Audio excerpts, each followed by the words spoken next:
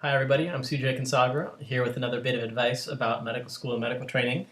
This video is about how to become a doctor, and it takes you through the steps that are involved in order to become an MD in the United States. This video is for folks that are in the United States in undergraduate programs in the US applying to US medical schools. If you are from outside of the country, this video does not necessarily apply to you. I have put a link at the bottom to an organization, ecfmg.org, which provides you with tons of information about applying to medical schools from outside the United States. All right, so you want to become a doctor. Fantastic, that's great. I want to go through step by step what is involved in the process of becoming an MD. A lot of people are looking for the magical way in order to get into medical school. Well, first and foremost, I want to let you know there is no magical way to get into medical school. There is no one set path. Everybody has a different path in order to get into med school, and that's the way it should be. So don't listen to anybody that tells you that they have the magic bullet to get you into medical training. Okay, that being said, the process really begins in high school. High school is when it starts to actually matter. This is when the grades that you get will carry over into your future career and your future plans.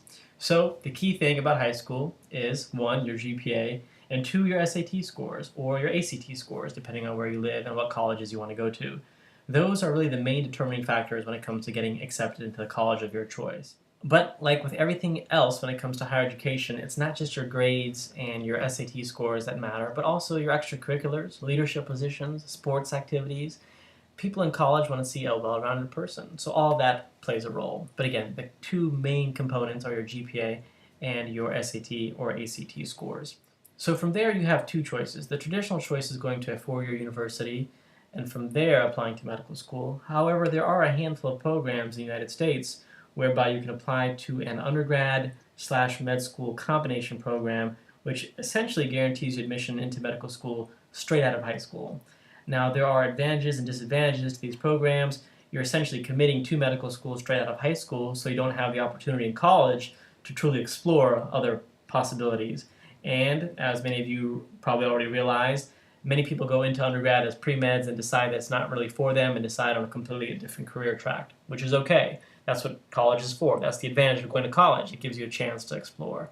So if you know 100% sure in high school you want to do medicine, which not many people really truly know, but if you do, then this is an option for you. The other advantage to this program is that you finish a little bit earlier. So if you do a 6 or 7 year program, it's better than the 8 years it would take you to do an undergrad and med school if you did them separately.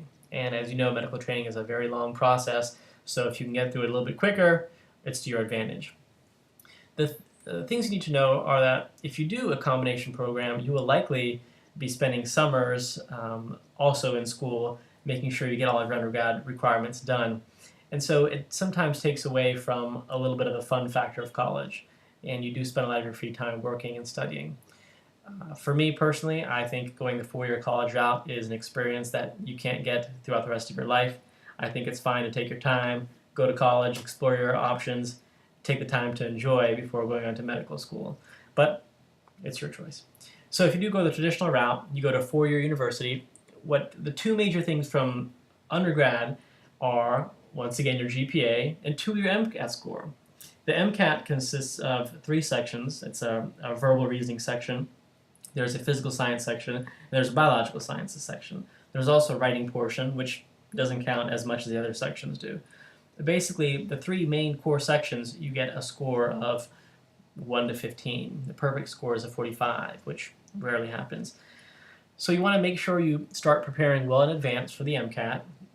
There are courses that are offered through places like Kaplan and Princeton, which I took the Kaplan course. I thought it was great. It gave me the opportunity to answer lots of practice questions, take practice tests, and gave me a little bit of structure in my studying. Some people decide it's too expensive and go the solo route and learn on their own, which is fine too. The people that I've talked to use a book called Exam Crackers, which apparently is good for the MCAT, so it's your choice. But the main goal is scoring as high as possible on the MCAT. You really want to try to take this exam only once, and so what I recommend is you give yourself plenty of time to study as hard as you need to study to get the best grade possible. Do not go into this test thinking, if I don't do well, I'll just take it again. I recommend studying so hard the first time that you can't study any harder and do any better. And that way, you know you only need to take it once. Now there are some extenuating circumstances, like you have an illness, something happened in your life, and your MCAT doesn't turn out the way you want it. Understandable. You can always take it again. But again, you want to try to focus on taking it just once. How long do you need to study for the MCAT? That's the type of question that nobody can answer except for you. I get those types of questions a lot. How long should I study for these tests? How long should I study for my board exams, etc.? Nobody has an answer to that question. It really depends on how smart you are, how quickly you obtain knowledge, and what level of comfort you have with what you know. So give yourself, decide how long you feel like you need to be really comfortable, and then start studying 2 or 3 months in advance of even that, just to make sure you have plenty of time, because always something's going to come up that could delay you in some way. So that's the MCAT. GPA. So GPA is very important. And if there's one thing I could change about undergrad, it would be I would have paid more attention to my GPA very early.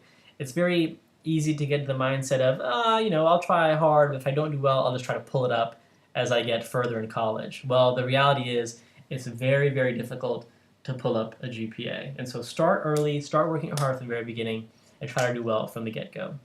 Now, to give you some numbers, in 2011, the average GPA of a person applying to medical school was 3.53. The average GPA of somebody accepted to medical school in the United States was 3.67. So that just gives you some numbers. Again, that's average. That means half the people were above and half the people were below that number. When it comes to MCAT scores, the average for applicants was 28.2, and the average for those that were actually accepted was 31.1. So again, just to give you a frame of reference for kind of numbers to shoot for. Again, you want to do as best you can. Now, when it comes to undergrad major, this is also something that I get a lot of questions about. What is the best major to pick if you want to go into medical training? There are a set number of pre-med requirements that are essentially standard for almost every medical school in the country. And so when you get into undergrad, you want to talk to your pre-medical advisor who will tell you the types of classes you have to take. Typically, it's things like a year of English, some calculus, a year of chemistry, a year of organic chemistry, a year of biology, some physics. But again, you want to make sure you check with your pre-med advisor. So long as you do those pre-medical requirements, you can essentially major in anything you want to. Some people think it is a bit of an advantage to major in sciences like biology, chemistry, but you should not major in something for the sole reason to impress a medical school. There are people that I know that have double majored in things like biochemistry and English, thinking that it's really going to impress the medical school. Well, if you do that and you get a 2.7 GPA, nobody's going to be impressed. And so don't rely on your major to get you into medical school. It's the grades that you get in your major. So along those lines, you should major in what you feel like you can do best in and what you have an interest in. Because if you love what you're studying and you have a true passion for it, you know you'll end up doing well. Okay. So that's the rundown for undergrad. There is an application process when it comes to getting into medical training. There is usually a standardized primary application that you submit, and with this primary, you send it out to various med schools you're interested in, and then if they're interested in you, they send you a secondary application which you fill out, and if they like your secondary application, you're invited for a variety of interviews. Again, the process might change. This is how it is as of early 2012. The important thing about applying to medical school is that you do it very early in the process. There are a variety of places that actually have rolling admissions, which means that they start accepting people from the very beginning of interview season, and as the season goes on and they have less and less spots available, it can become a little bit harder to actually get a spot. And so I recommend really applying from the very beginning, very early, and getting it done and starting the process as early as possible. The other thing about undergraduate training is similar to high school. You want to make sure you're a well-rounded person. So do activities that you enjoy, volunteer, shadow a doctor if you want to see what life is like in medicine, student government, sports, everything and anything that you enjoy, try to do. It's tough. It's a tough balance because it's a busy time in college, but you want to make sure you're enjoying yourself, doing the things you love, and being a well-rounded person because that will also help you get accepted into medical school. It's not impossible. People will try to scare you, but medical school is very possible. Lots of people do it every year, but it's hard and it's very competitive. So in 2011, according to the AAMC, there were about 43,900 applicants to medical school, and they accepted about 19,200 people, so a little bit less than half. So it's competitive, not impossible. All right, so you did all that. You got into medical training. You got into medical school. Congratulations. Now, what's next? Well, typically medical school is 4 years. It's 2 years of book learning, sitting in a classroom, sitting in lectures, going to the anatomy lab, learning lots and lots of facts.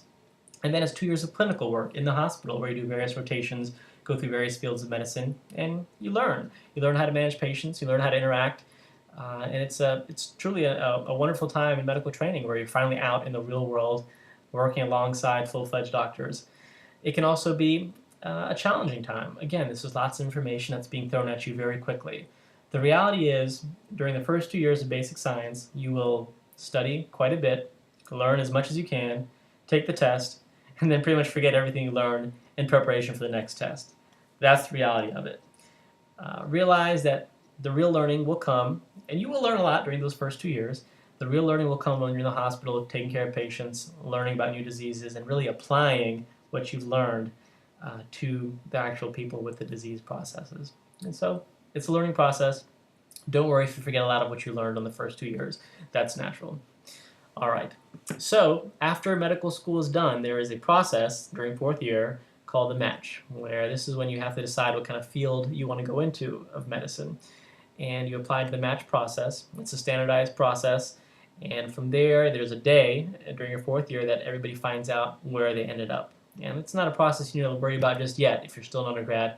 All that will come as time goes. If you want to learn more about the medical school experience, I actually wrote a book about it. It's called Everything I Learned in Medical School, besides all the book stuff. You can find it on Amazon, and I put some links below for the actual book or for the electronic book.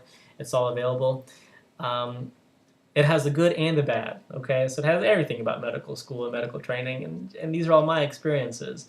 And so I don't want you to be swayed one direction or the other based on all the negative things that you hear out there. It can be frightening. If you know you want to do it, go for it. All right, so those are the basics. Hope you found it useful. Good luck.